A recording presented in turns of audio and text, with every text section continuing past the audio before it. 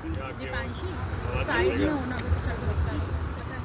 Hello hello mike check. Hello hello hello hello.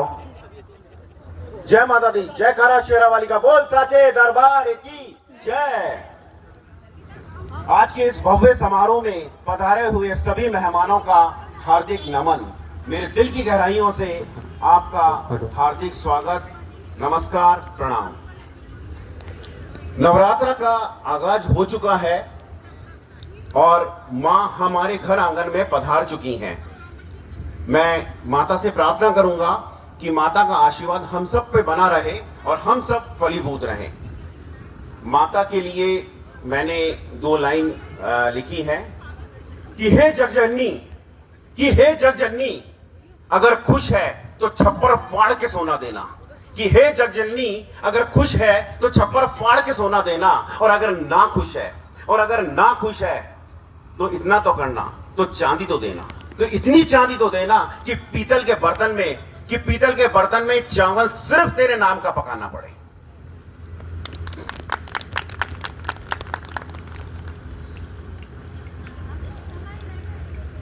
माता देगी, सबको देगी। मैं भजन चालू करने से पहले एक छोटा सा प्रसंग महाभारत का बताना चाहूंगा आपको कि जब महाभारत लिखी जानी थी तो क्या हुआ कि देवताओं की मीटिंग हो रही थी और सारे देवता मंत्रणा करने लगे और सारे देवताओं को भेजना था कि सब अपने अपने पुत्रों को पृथ्वी लोक में भेजेंगे। तो चंद्रमा ने कहा कि मैं तो नहीं भेज पाऊंगा क्योंकि मैं अपने पुत्र का वियोग सहन नहीं कर सकता। तो ये सबने सोचा ये कैसे विडंबना है, ये चंद्रमा नहीं भेजेंगे तो कैसे संभव हो पाएगा।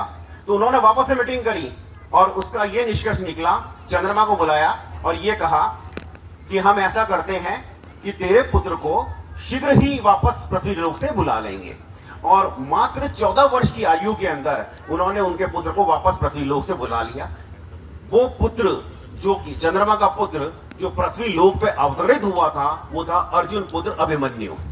तो इस पे लिखी हुई 2 लाइन कि अभिमन्यु, अच्छा इसके बारे में आपको बता दूं कि साइंटिफिकली प्रूव है कि जो क्या कहते हैं फीटल मूवमेंट्स होते हैं 24 जब कोई भी लेडी प्रेग्नेंट होती है तो 24 आवर्स के अंदर जो है 12 से 14 बार फीटल मूवमेंट्स होते हैं। आपने अक्सर देखा सुना होगा जो 3 इडियट्स सबने देखी है और एक उसका जो डायलॉग था ऑल इज वेल, जैसे ही वो ऑल इज वेल बोलता है वैसे ही उसमें जब्स आते हैं और वो कहता है देखो लात मारा लात मारा लात मारा।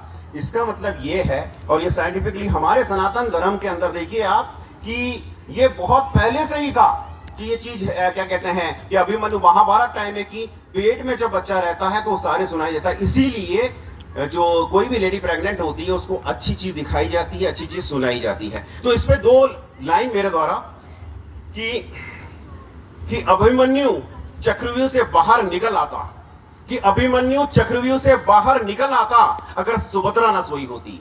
अभिमन्यु चक्रव्यूह से बाहर निकल आता अगर सुभद्रा ना सोई होती।